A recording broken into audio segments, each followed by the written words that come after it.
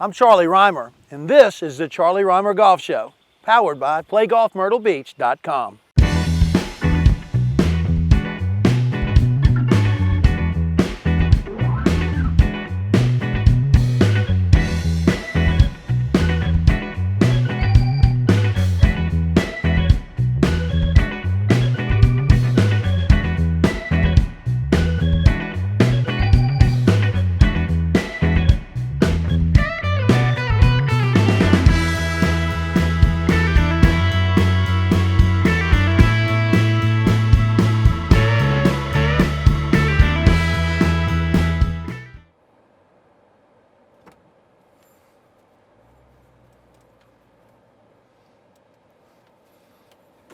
That's the way I roll.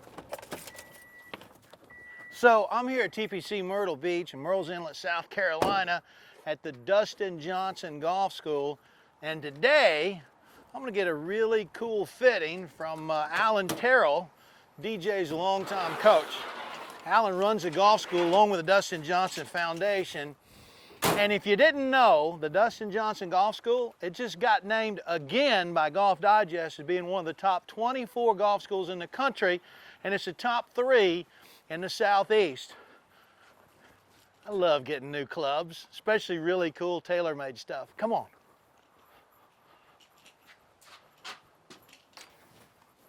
Hey, Alan, good to see you, buddy. We got to do the air touch. I'm gonna tell you what, I'm happy to see you. I'm 52, folks, and things ain't working like they used to, Alan. I need a little bit of help. Can you help me out? We can definitely help you out. We got you covered. So we already got some stuff set up for you. We're gonna go through our woods, get you some extra yardage if you need it. I don't know, you hit it pretty hard. But I need it. we're gonna get those wedges dialed in, so get some birdies and get some irons, so we can get some more greens in regulation. That's awesome. I got a little surprise for you. Not that I don't trust you, but I got on the line, calling in on FaceTime. I mean, it's a pretty big deal. Tomo Bystedt. He's a director of product creation for TaylorMade. So he might be able to help a little bit too. Oh, man, I can need all the support you can give me, so I appreciate Tomo's a great resource. I've got a surprise. Tomo's awesome. This guy, you may have heard of him. DJ's going to call in. No! He heard you were going to come by today. He wanted to be on your show and help us with your fit. So he's going to call in from his boat down in Florida today. The real Dustin Johnson, U.S. Open champion, 20-time PGA Tour winner, long hitting, short talking. That's definitely him. Nothing bothers him. That's him. Let's go. Come on. Let's do it. Charlie, wrong way, brother. We're going to go down here. Come on. Go back. Down this way. This way. Come on, I'll get you ready. Just follow me. All right, so Alan, we got Tomo joining us by FaceTime here. 14 years he's been with TaylorMade. Pretty much everything has rolled out the door the last 14 years. He won't tell you because he's a humble guy, but he's had some influence on it. And right now he's a director of product creation for all of TaylorMade.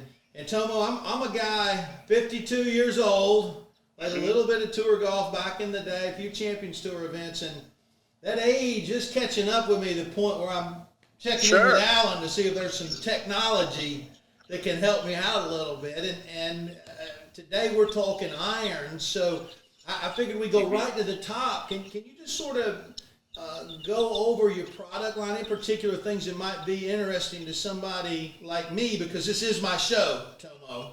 Yeah, of course. I'm being a little selfish here. So yeah, well, hey, I mean, that's what we're trying to do here today is we're trying to get you in the right product, right? So the quick overview of TaylorMade irons is basically we have two family, which is really more of a game improvement type product. We have two different models there, and then we have the P family. The P family is a player's iron, and it comes in a few different flavors. Now, looking at you and knowing your game, and I've seen you hit balls, Charlie. I know probably the last time I saw you, we were out at I want to say we were out in New Orleans at the event there, but anyway, I know your game a little bit, and I think you're going to definitely be in the P series, obviously. And there's a couple irons there that I think would work well for you. So essentially, the P series work in a hierarchy where we have a blade, the 730s, which is clubs like DJ and Rory both play the 730s right now, and then we have the 760s, then we have the 790s. And so when you look at the 760, 790, they get gradually a little bit bigger. The number actually identifies the blade length of the iron: 73 millimeters, 76 millimeters, 79 millimeters on the 3 irons. About that. Yeah. Yeah. That's why we had. There you go. We're learning. A little bit of trivia right there. Yeah, Yeah. exactly.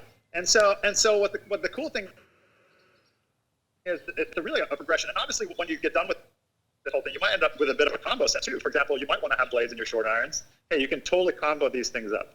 Now, the thing about the 790s where they're unique and why you see so many people using them, even among the amateur ranks and the sort of mid-handicappers, is they look like a blade. They're really clean looking. They're a little slimmer design than people, and they go really far. So I think people are, and obviously they feel great as well. So that's an iron that I start a lot of people with that. And you mentioned a little bit, hey, you brought it up, but you're getting older, you're not getting any younger. So it's like, that's a way to get some of that distance back potentially if you wanted it. Now, again, it comes with, a little different shape. And so you're going to have to find out what's your sweet spot in terms of what you like to look at. And then we can kind of dial in from there. Do I give up feel when I go to the bigger, longer blade? I mean, it is when I get these in my hands Sure. and I kind of notice, hey, it feels hard. That's I don't like anything that feels hard coming off an iron. Right. That's a great question, and one we get a lot, obviously. 790s, again, very unique iron in the sense that they actually feel really, really good for what we call a quote-unquote player's distance iron. And, I would always say start there. I mean, obviously, guys who are super sensitive, if you talk to guys like Tiger and Rory and DJ, like I mentioned, they're not going to play that iron because their sensitivity on the feel and what they're really expecting is so precise. But I would say for mass majority golfers, the 790s feel fantastic. So that's where I would start. But again, if you still think they feel a little bit different from what you're expecting, you can always go to the 760s. 760 and 730 are going to have that buttery soft at the expense of a little bit of distance, right? So you're not going to get the distance that you would get with 790s. And so that's really the determination we have to make, I think, to a large part here today, to figure out kind of where on that balance you sit. Yeah, I like that. What do you say is the biggest difference in the feel of the 760 and 790? Have you heard much difference, or is it pretty identical? The feel? Yes. Yeah, on the feel side, I would say that the 760s, again, are going to have a really, really soft feel. So when you look at all those muscle backs, those smaller forged cavity backs, the 760 feel is going to be right in line with that. The 790 is going to be a slightly different feel.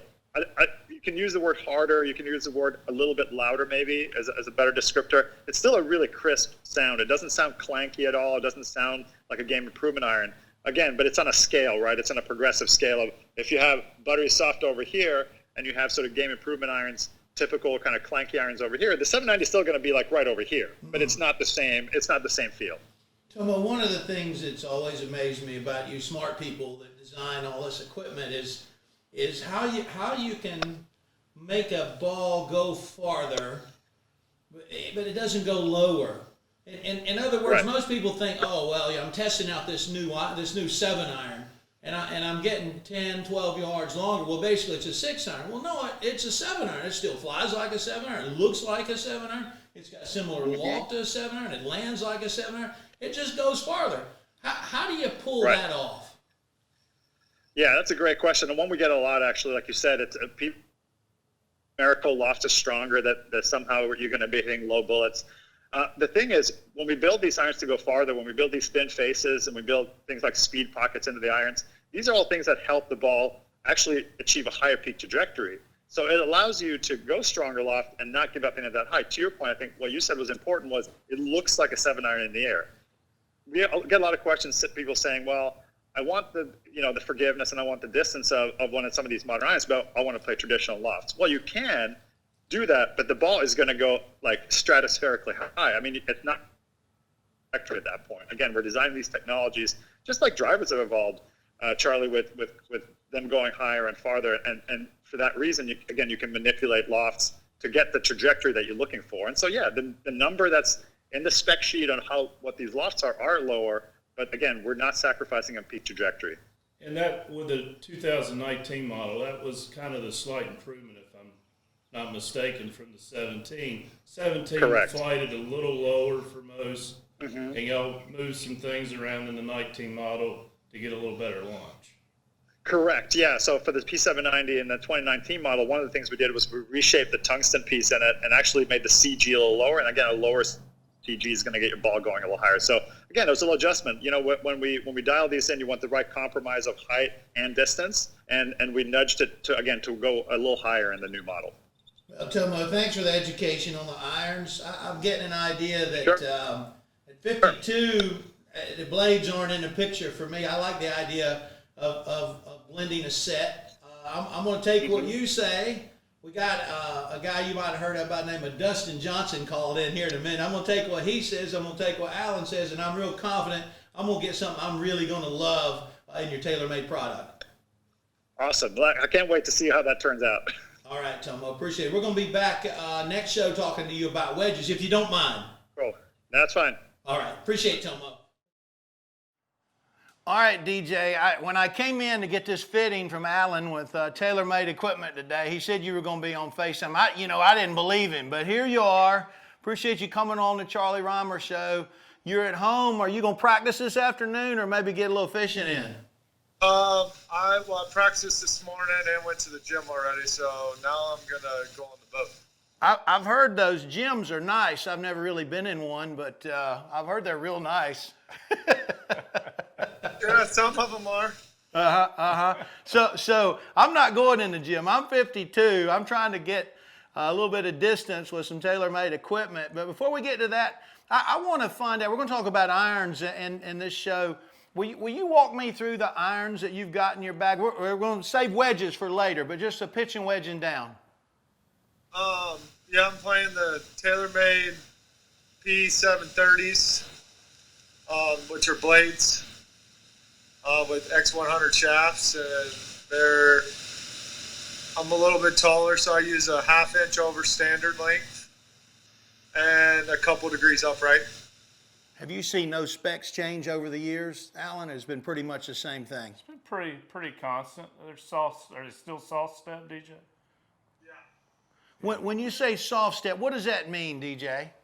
So I've got there's a 2-iron shafts in my 3-iron, a 3-iron shafts in the 4-iron, but then they cut it off.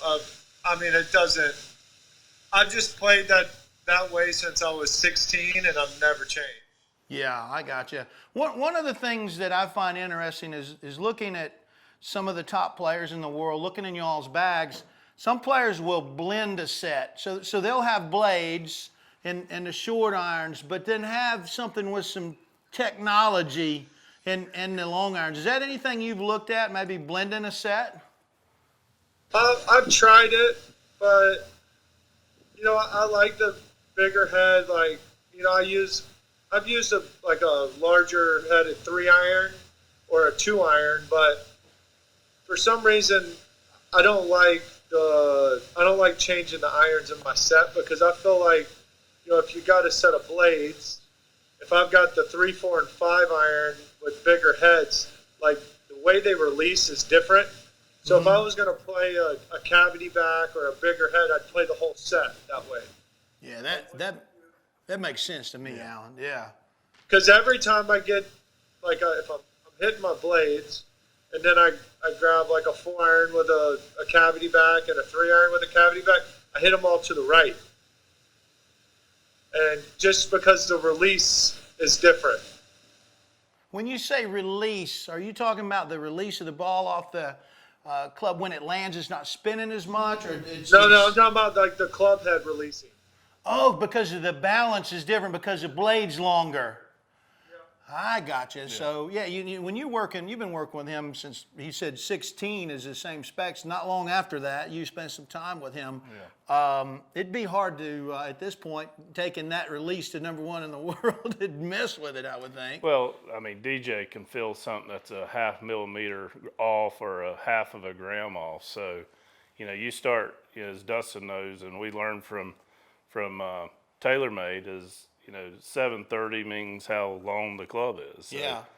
790 is a longer club, and he feels that toe lagging a little bit more, and that's not a good feeling for a good player with a long iron. Yeah, for somebody like me, DJ, I go out hit around with my boys. I don't play to put meat on the table anymore, but I want to play better golf as I get a little bit older, and I'm happy to pick up a little distance and maybe give up some of the workability that you like. But that's just got to be a sacrifice you wouldn't be willing to make. I mean, hitting a 7-iron any farther than you're already hitting it wouldn't help you any. No, yeah, distance isn't really something I'm looking for. I'm looking for more consistency and control. How often do you switch out clubs when you start? I mean, is it the beginning of the season, or sometimes is it overlap seasons? How long will you take one set of irons and keep them in play? If I really like them, I'll play them for a couple 3 years. And how do you know when they've had enough? I don't hit a lot of golf balls, so I don't wear them out that fast. That's why you're good at catching fish, right? Yeah, exactly. Yeah. I'm good at both. Yeah, I understand. Tell us about the pig you got running around in the backyard. Yeah, it's little. It's a miniature pig that I came home the other day and I saw it running around the house. A little surprise. Slightly. I was told that we were just borrowing it for a few days, and it's been about 3 weeks now, so it didn't look like we were borrowing it. Is it growing? Is it growing fast? No, it doesn't. I don't think it's going to get any bigger than it is now. All right, we appreciate you taking us through your bag. We'll talk about wedges on our next show. Stick with us if you wouldn't mind. Okay, thanks. All right, Alan, we've heard from some, pretty decent experts in the field, and Tomo, Bystedt, and Dustin Johnson, and I got my glove on. I'm ready to get after it. What's the first step in fitting me and some TaylorMade irons? Well, the first thing I want to see what your current 7-iron does. Okay. So we're going to use our TrackMan technology, get some spin numbers, some launch numbers, get your club head speed, and then that'll start help us whittle down some options for you. Okay. And of course, as a player, it's about, especially a good player like yourself, is what you like to look down at. Yeah. Do you like a longer toe? Do you like a shorter club? And we'll have to kind of talk I'll through tell you that. what I like looking down at is my ball near the hole after I've hit an iron. That's what I like looking down I've at. got something for you. All right, let's get going. All right, 7-iron you said. Yes, sir. Oh, I'm just going to hit some normal, full, standard 7-irons is what you want. Yeah, and TrackMan's running, so All right. it'll pick up every shot. Target line, we'll go around that yellow flag there. Okay.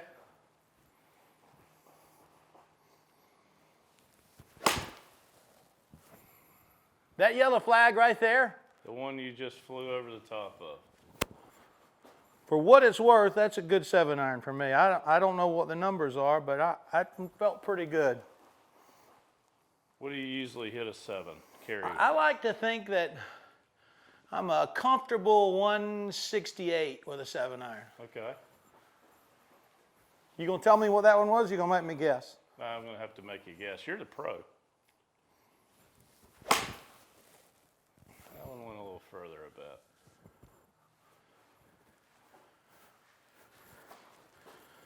One more and then we'll look at it. Yeah, let's do one more.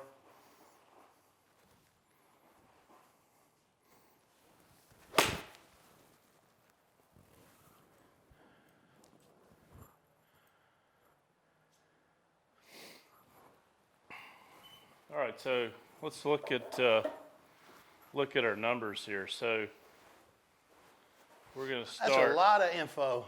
Yeah, some of that is a lot of times we do a fitting, we don't show that to the player. But so average carry 160, Okay. speed average around 83. Okay. Okay, so then launch is pretty good. It's around 16. It's PGA Tour average with a 7. Spin numbers. Are you usually a low or higher spin guy? I don't even know how to answer that question. Okay, do you usually hit it lower? I try to hit it low. Yeah. Is what I like to do. I'm more comfortable hitting it low, but I always feel like if I have to, I can get up in the air. So kind of a baseline. You take the club you're hitting, add 3 zeros, and that's kind of a baseline spin. Yeah. You're going to be lower than that. Some guys are higher, just based on the tack angle and loft. Yeah.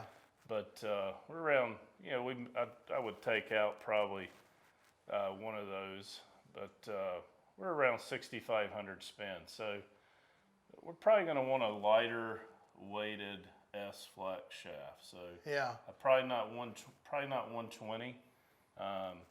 Probably, again, it just based on the player. If that player wants to spin it more, then that's going to change. But I think you probably would like a little lighter ground. Well, yeah, that's a concession I'm making at 52. You know, it sort of hurts the ego, you know, to say, well, you've always played an X and now you need an S and a little bit lighter. But yeah, that's being realistic. Yeah, I mean, X, again, everyone kind of loads the club differently and things like that. But, X, we'd look at maybe if someone's closer to 90 and plus miles per hour with a 7.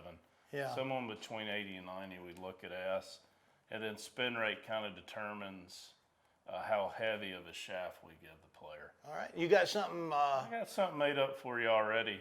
I had a kind of an idea what you may want. We're going to look at a 105 gram S flex. You're 3/4 inch over, 1 degree up. I went ahead and bent one of our select fit clubs to hit that spec. So, Yeah. I've pretty much been that spec my whole life. That's not really something that changes that much.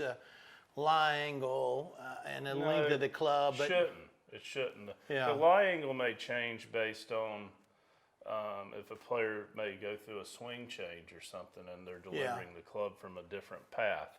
Yeah. But usually, we don't get hopefully shorter. I doubt we're going to get taller at 52. So hopefully that won't change. Yeah. So Okay. we're going to try the new line of TaylorMade, the 790. It's a 2019 model. Really, really popular club. It does hit the ball a little further. So we may see a. Well, stop talking and go increase. get All it right, for let me. I grab want to see if it grab goes any farther. All right, let's do it. You hooked me on farther. Here we go. So that's the P790. Tomo was telling us the 790 has to do with the length of the club. So this is a longer blade then. Yeah, from heel to toe. That's a little longer. I'm gonna code that so we can look at the difference here. I like the look of it. What's the first thing you notice when you look down at it compared to what you had? I just like how clean it is.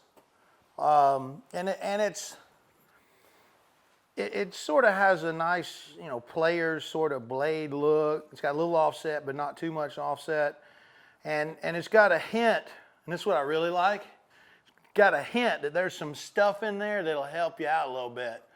Like this port up here. I don't know what goes in that port, but I'm guessing it's some stuff that helps Just me some out a good little stuff. bit. There's a little tungsten, a little speed foam in there. Yeah. It's a little thinner faced iron, which helps Yeah.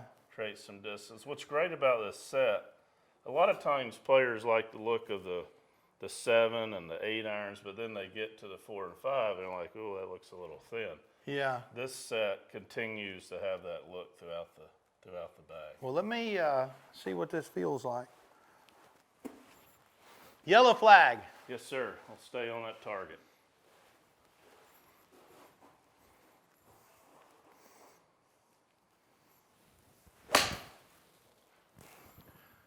Alan, I don't know what the numbers are going to say, but I'm going to tell you that's as good as I can hit it.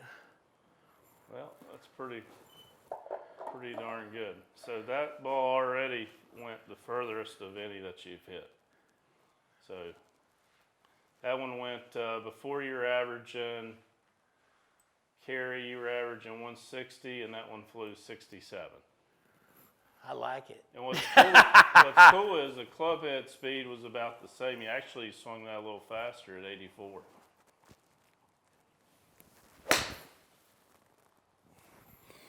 I didn't get that one quite as good, but I'm betting the numbers aren't that far off. Yep, carry, maybe a little toe bias on the strike there. Still you're swinging that club faster than your current one.